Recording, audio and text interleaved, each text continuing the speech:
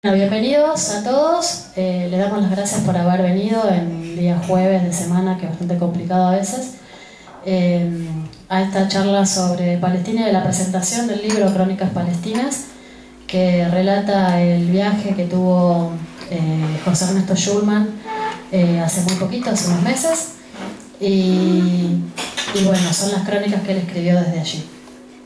Lo primero que vamos a hacer es ver un videíto que armé con un par de poemas y algunas imágenes como para entrar en tema, y luego ya vamos a pasarle la palabra al autor, que es lo importante.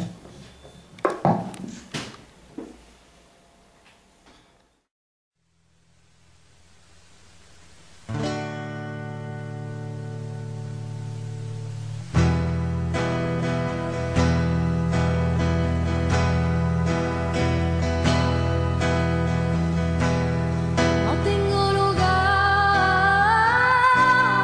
no tengo paisaje,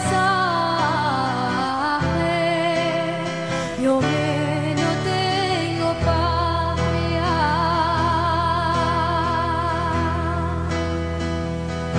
Con mi dedo hecho el fuego y con mi corazón te canto las ruedas de mi corazón lloran. Nací en Palestina, nací en Palestina. No tengo lugar,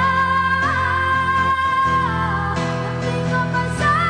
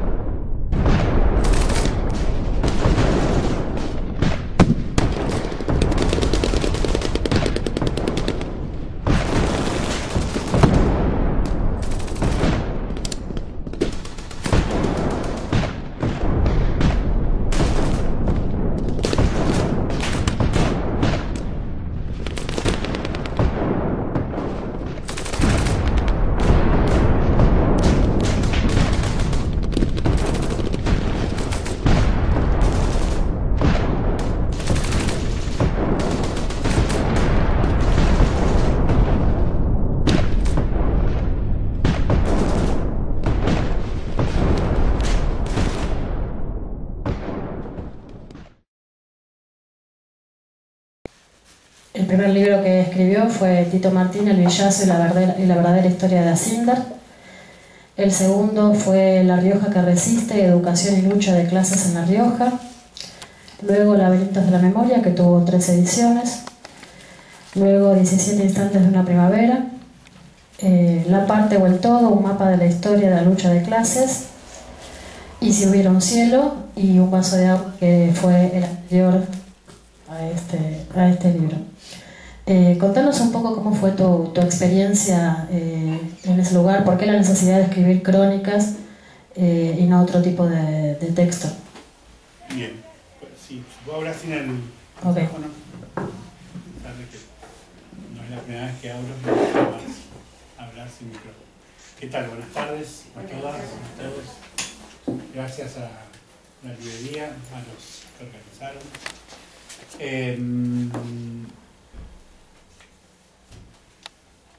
Este es un libro escrito realmente sobre la marcha. De hecho, estuve en Palestina en los últimos días de mayo de este año.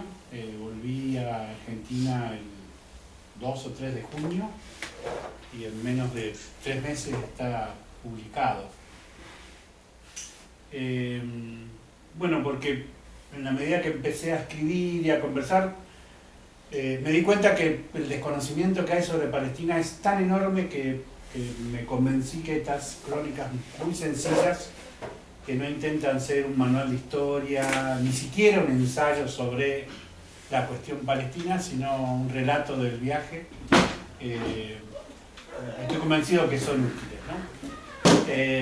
Yo viajé como parte de una delegación internacional de dirigentes de derechos humanos de Argentina, Paraguay, Chile, Colombia, México y el País Vasco, convocados por ADAMER. ADAMER es una organización de lucha por los derechos humanos especializada en la defensa de los presos políticos palestinos. Como todas las organizaciones de la sociedad civil palestina, nació después del 94, después de los llamados acuerdos de Oslo. Después diremos algo. ADAMER es una organización muy importante, una de las 2 o 3 organizaciones civiles más importantes de Palestina. Y organizaron un viaje realmente distinto, ¿no? Yo en los últimos años he tenido la suerte de hacer viajes de conocimiento muy importantes, ¿no? De muchos días en Colombia, en Paraguay, en Guatemala y en México. Pero este fue un viaje distinto. Bueno, en primer lugar porque Palestina es un territorio ocupado militarmente. El primer impacto es que no existe nada que es llamado Palestina, ¿no? Es decir, uno va con la idea de, no sé cómo decirlo, como imaginaba como que habría una Palestina cercada por un Israel, y eso no existe. El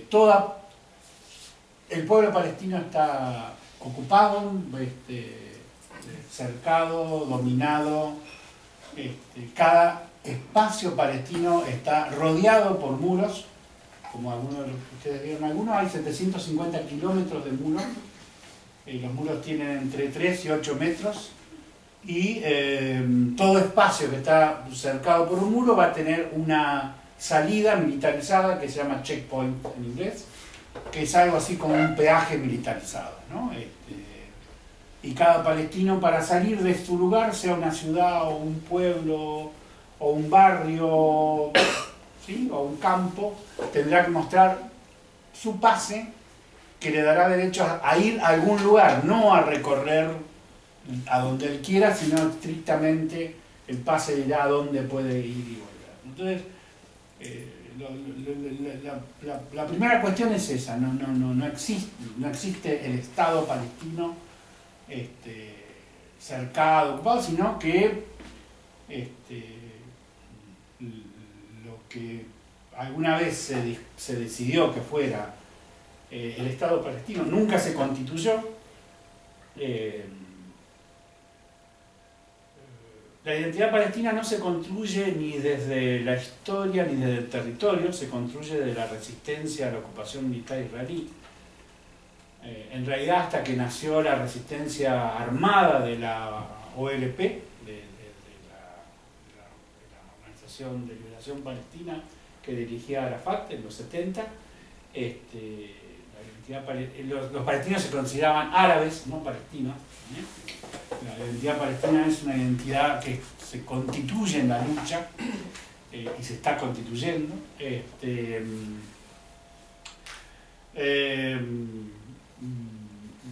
A ver, para hacer un brevísimo, muy corto ubicación histórica, con nosotros hay un compañero que es pastor y que ha hecho estudios teológicos. Bueno, uno está ahí, para los que han leído la Biblia, está ahí exactamente donde se cruzan tres religiones, ¿no? Porque ahí tienen los símbolos mayores. Está el Santo Sepulcro, de donde Jesús fue crucificado y enterrado en el mismo lugar. A 20 metros está la piedra de donde Mahoma, se ve que ese lugar, todo vuela al cielo de una manera prodigiosa. También Mahoma se fue al cielo y hay la mezquita, una de las mezquitas más importantes de los musulmanes. Y está el Muro de los Lamentos, que es el último pedacito que queda de lo que se supone que era la gran sinagoga de la época de Jesús, ¿no? Que va a ser destruida. Entonces, en no más de 100 metros, ¿no? Están los tres símbolos que cruzan las tres historias, cada una de las cuales tiene una explicación de qué es lo que pasó allí y de por qué llegamos hasta aquí, desde una perspectiva religiosa que es bastante ordenada, cerrada. Yo no pretendo meterme en esa discusión, aunque los teoristas sí utilizan el discurso de que Dios le entregó, designó al pueblo judío como el pueblo elegido y le entregó esa tierra, y ese sería, ellos consideran que ese es su documento de propiedad, ¿no? Obviamente, entonces, hacer una discusión histórica sería arrancar de 3000 años de historia, de los anteriores habitantes que había ahí, que eran los cananeos, pero no vamos a hacer eso. Simplemente que más o menos en 1187 Saladino, un importante dirigente militar árabe, conquista Jerusalén, termina el dominio de los cruzados sobre Jerusalén.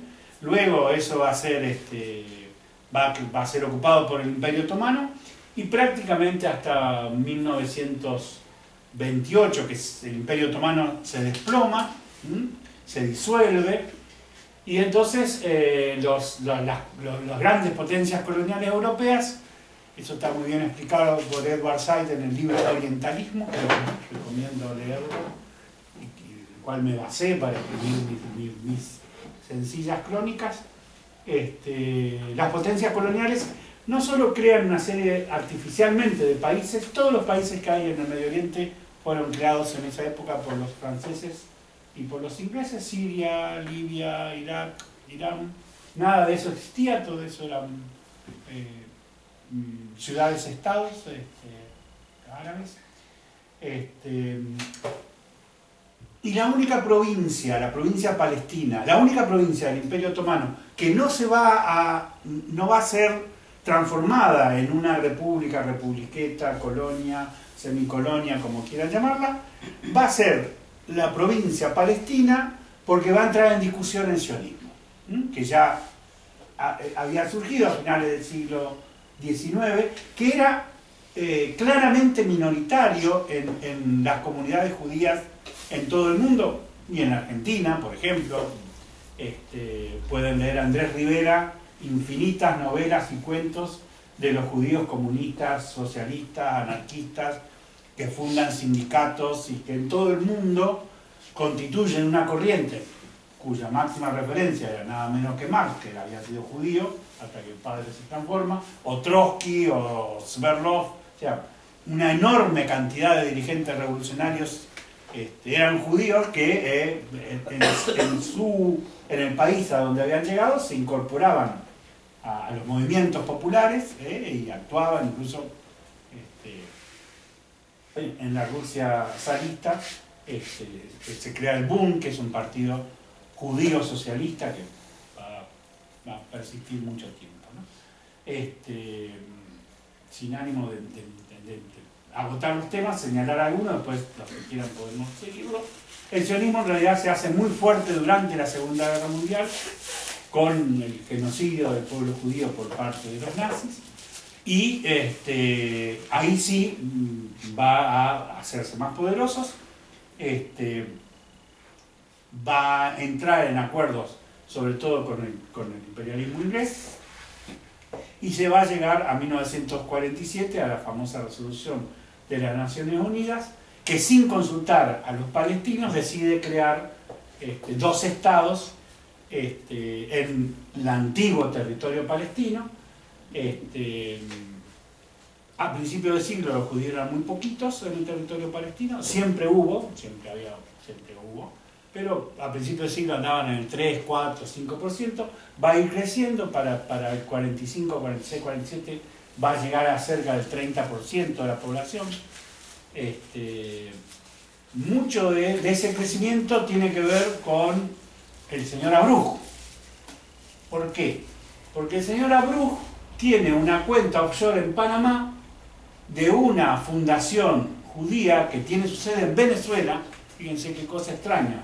Abruj, que es argentino, dirige una fundación en Venezuela que tiene una cuenta en Panamá, que es la heredera de una tradición judía muy antigua de juntar en todo el mundo dinero para que se puedan comprar tierras en Palestina, ¿no? Eso tiene un nombre en hebreo, otro en yiddish. Alguna vez el nombre en yiddish lo sabía, ahora no me lo acuerdo, ¿no? El barón Rothschild, ¿sí? el más poderoso banquero del mundo, invierte millones de libras esterlinas, y de esa manera, durante las primeras décadas del siglo XX, se produce un peregrinaje, una colonización judía de los territorios palestinos. Los palestinos los reciben sin conflicto, no hay grandes conflictos, en algún momento todos confluyen contra el mandato británico, pero bueno, quiero ser rápido porque si no podemos estar horas y horas. Lo real es que las Naciones Unidas por sí, ¿no? Deciden crear dos estados, le dan a los palestinos el 53% de la tierra y el 47% a los judíos, a pesar de que era el 30% de la población, pero inmediatamente en la misma noche que se declara la famosa Declaración de Naciones Unidas, los israelíes, que tienen grupos armados organizados muy poderosos, un protoejército, o sea, un ejército de formación, van a producir lo que los palestinos llaman la tragedia, el Nakba, ¿no? Y en pocos días 750.000 palestinos van a ser expulsados de Palestina. Israel se va a quedar con el 67% de las tierras, y va a comenzar el problema de los refugiados. Después vamos a volver, ¿no? Esos refugiados van a quedar en el territorio que, bueno, cuando el naciente Estado israelí avanza, entonces el Reino de Jordania ocupa una parte del territorio, ¿sí? Y Egipto ocupa Gaza. Cisjordania, ¿se ubican? Debería haber traído un mapa, pero bueno, espero que recuerden que más o menos Israel es así, el Mediterráneo, y Egipto está al lado de la Franja de Gaza, Egipto ocupa la Franja de Gaza, Jordania ocupa hasta la mitad de Jerusalén, ¿sí? Eso del 48 al 67. ¿no? Eso es muy interesante porque los primeros campos de refugiados, yo visité 2 campos, uno se llama Aida, en la ciudad de Belén, y el otro tiene un nombre en árabe, que está en el libro, en las afueras de Ramallah. Yo estuve 12 días viviendo en Ramallah, que es la sede de la Autoridad Palestina. Es una ciudad hoy de unos 25.000 habitantes, era un pueblo cristiano. Y digo, primero empiezan a pensar cosas que nunca han pensado. Ahí hay pueblos cristianos, hay pueblos árabes, hay pueblos judíos, desde decenas y decenas de años.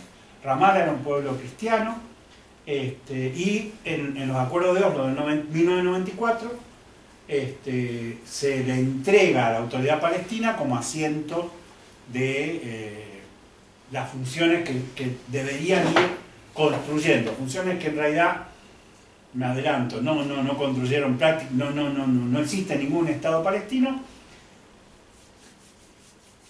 Siendo generosos de espíritu y con mucha buena voluntad, uno podría decir que la Autoridad Palestina organiza el sistema educativo de los palestinos en los territorios supuestamente bajo su control administrativo y de hecho ocupado militarmente por Israel, el sistema sanitario y algo del sistema, una partecita del sistema judicial, que es extremadamente complejo, ¿no? Tan loco que un palestino, si roba una moto, puede ser juzgado por los jueces palestinos primero, condenado, ir a una cárcel palestina, salir y el ejército israelí decidir que no fue bien juzgado, vuelta a juzgar por la autoridad militar que tiene su propia corte militar, condenado otra vez por el mismo delito y mandado a una cárcel israelí. Eso es legal, ¿no? en territorio palestino, puesto que la autoridad militar se reserva el derecho, siempre la última palabra en todo, ¿sí? Lo que a usted se le ocurra, la autoridad militar va a decidir. Vuelvo. Nosotros, mientras parábamos en Ramallah, en un hotel. Ramallah es una ciudad bastante occidentalizada, posiblemente la más occidentalizada de los territorios palestinos, pero visitamos Jerusalén Oriental, Belén, Hebrón, Jericó, el Valle de Jordán, donde Jesús fue bautizado por Juan, ¿sí? Tengo un doctor en teología. Lo gracioso es que ahora ese lugar está tan contaminado que el agua, si alguien entra, se va no pasa por la cruz ni por nada, se va nomás al cielo derecho.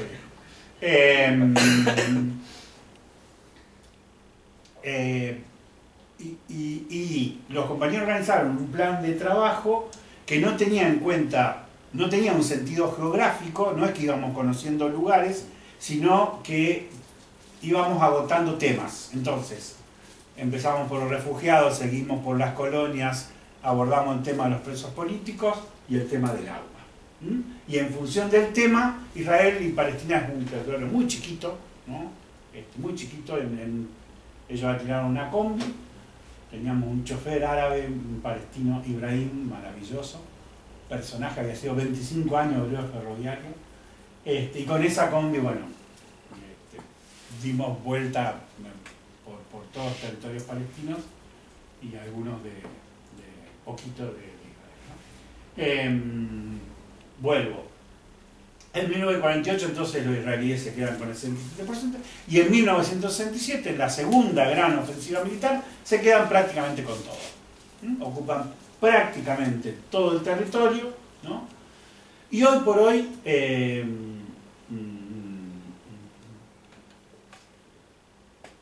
lo que se considera, lo que los palestinos, a ver, digámoslo de otra manera, hay 10 millones de palestinos, ¿sí? Me parece que así va a ser más fácil de entender. 5 millones están refugiados fuera de lo que se considera Palestina, o fuera de lo que se considera la Palestina histórica, ¿sí? Cada uno de estos términos hay que ser cuidadoso porque tiene varias acepciones. Pero las Naciones Unidas crearon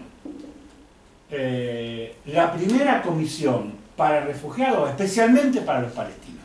Es más, hoy mismo existe una organización internacional de la ONU para los refugiados que actuó en la Argentina en el tiempo de la dictadura y los ayudó a salvar algunas vidas, y actuó en Chile. De esa acción nació un movimiento, hace un rato hablábamos con Miguel, que se llama CAREF, que es Comisión Argentina de Refugiados, que es una organización ecuménica, con la cual en estos días hemos hecho un acuerdo estratégico e integrado los equipos jurídicos y de acción política de la Liga y del CAREF para trabajar con los migrantes y los refugiados.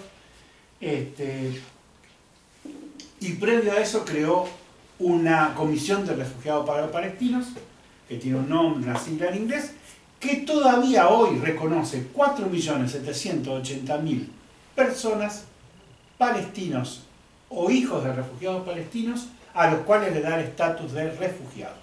¿Sí? Es decir, que de los 5 millones que vienen afuera, 4.800.000 cumplen con las exigencias de la ONU, que no son menores, de considerar que son o refugiados o hijos de refugiados. ¿Dónde viven ellos? Viven en Siria, viven en el Líbano, viven en Jordania, fundamentalmente, en República Árabe Unida en menor proporción. Algunos viven en tienda desde hace 70 años, ¿sí? Otros viven en lo que se llaman campos de refugiados, que yo conocí dos, que después les cuento un poquito, que para tratar de dar una imagen, serían como las villas miserias mejoradas por los trabajadores y la lucha del pueblo de Buenos Aires, ¿sí? La 21, la 21-24, o sea, lugares que eran muy pobres, pero que la gente los mejoró un poco, entonces construyeron uno arriba de otro, etcétera, etcétera. Con una particularidad adentro de Israel, que Israel utiliza algo tan aparentemente ingenuo como la política urbanística. La oficina urbanística es un arma de dominación. Durante todo el 2015, en todo Jerusalén Oriental, que vive casi 1,5 millones de palestinos, le dieron 15 permisos de mejora de vivienda. ¿Cuál es el plan? Que el palestino no pueda mejorar la vivienda que tiene, que quede encerrado dentro de esa vivienda, porque en realidad todo el plan es que digamos, primero le quitaron la tierra, expulsaron 5 millones afuera, quedan 5 millones adentro. El plan consiste en que esos 5 millones, la vida se le haga tan insoportable para que se vayan. El problema que tiene este plan de genocidio israelí es que no tienen a dónde ir. No es que los palestinos todos son héroes y patria o muerte y andan con un cartel. No, son personas, es un pueblo. No tiene a dónde ir, porque los jordanos no lo quieren, los egipcios no lo quieren, a Siria no pueden ir porque mueren como bajo la bala. Entonces, ¿sí?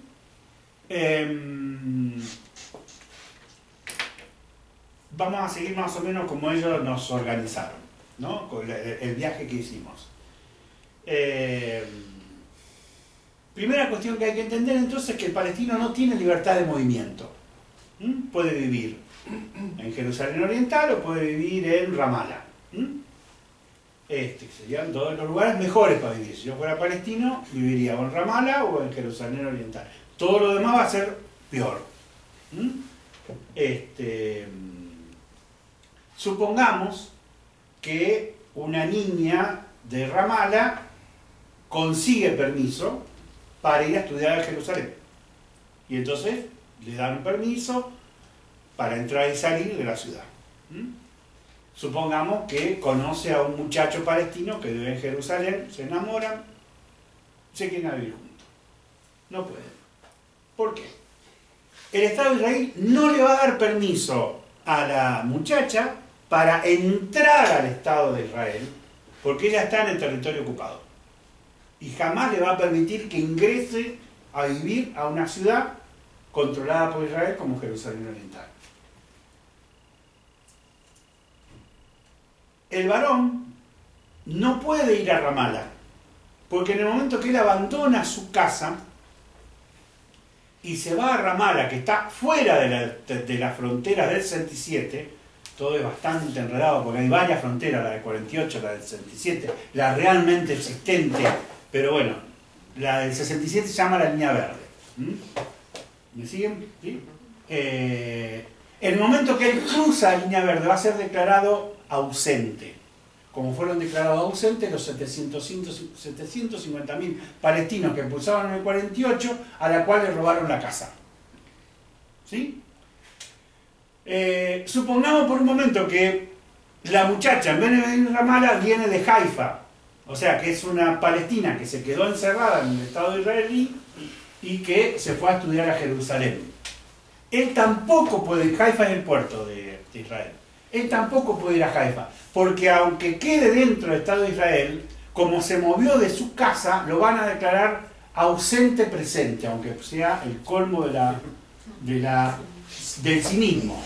Entonces hay una ley que dice que a los ausentes le sacan la casa y a los ausentes presentes también le sacan la casa.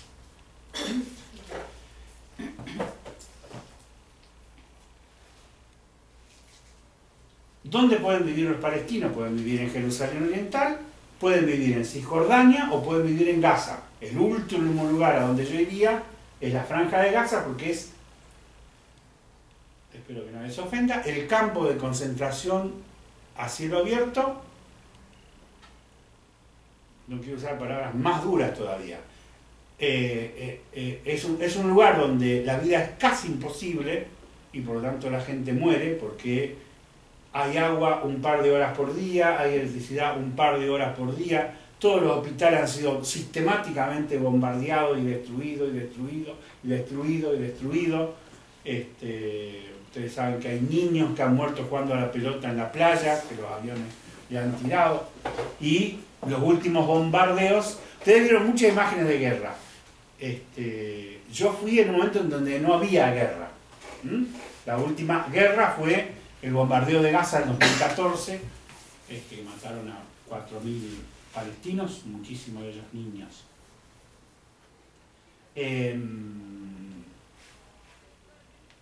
Entonces, todo lugar donde vivan los palestinos va a estar encerrado por un muro, todos los muros van a tener un checkpoint, y para cualquier cosa que quiera hacer un palestino deberá pedir permiso. De hecho, no son pocas las mujeres embarazadas que murieron en el checkpoint tratando de cruzar para el hospital.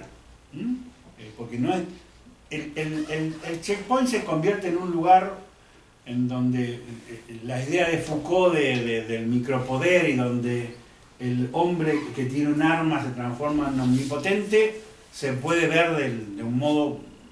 El soldado o la soldada, muchísimas mujeres en el ejército israelí, de hecho todas las mujeres que viven en Israel tienen que hacer 3 años de servicio militar obligatorio. Es como Dios, puede hacer lo que quiera, el palestino puede ir con el pase y el tipo dejarla pasar 20 veces y el día le dice que no y es no. No hay a quién recurrir, no hay a quién reclamar, y de hecho parte de la dominación es generar ese estado de absoluta inseguridad en todo.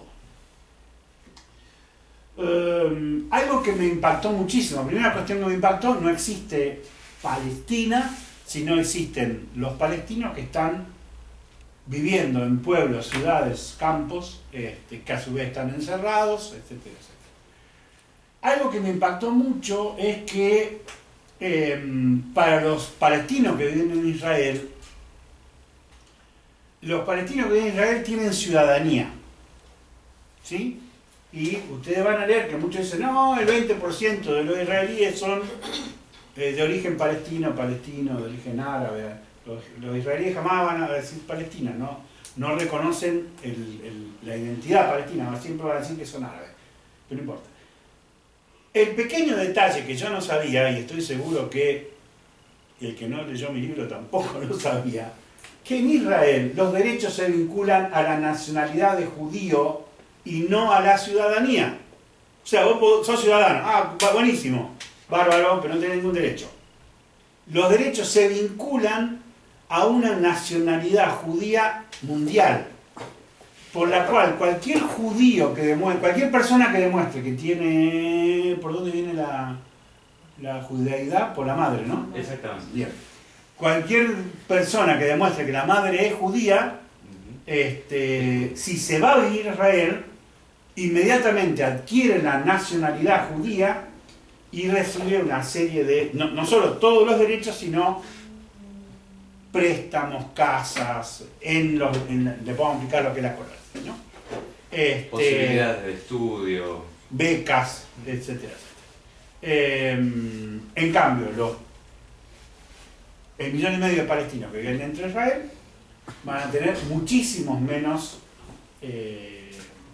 derechos que los israelíes de origen judío.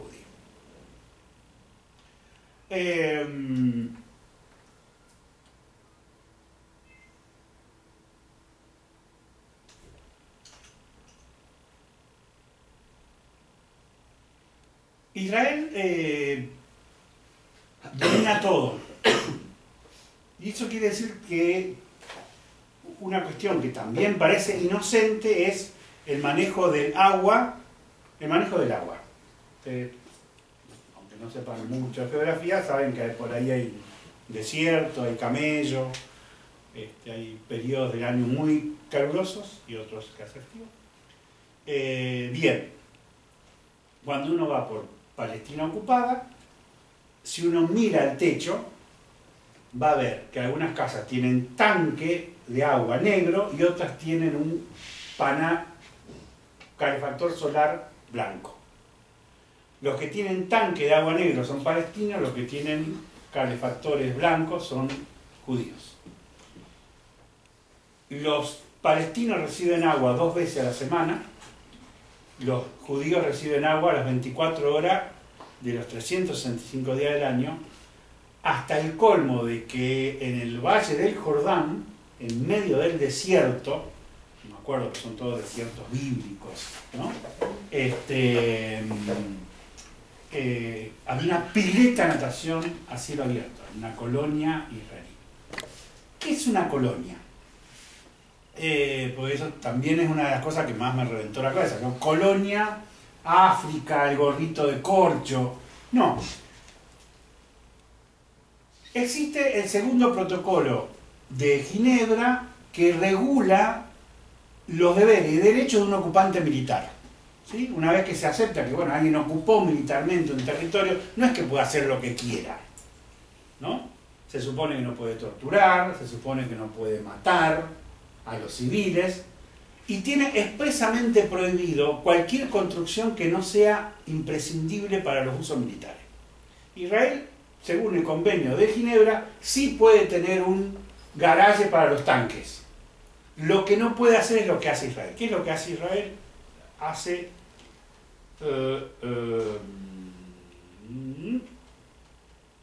dos tipos de colonias, para ser sencillo.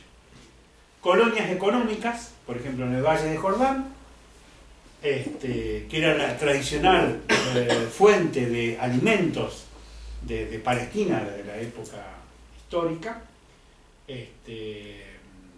Entonces, ocupan con el ejército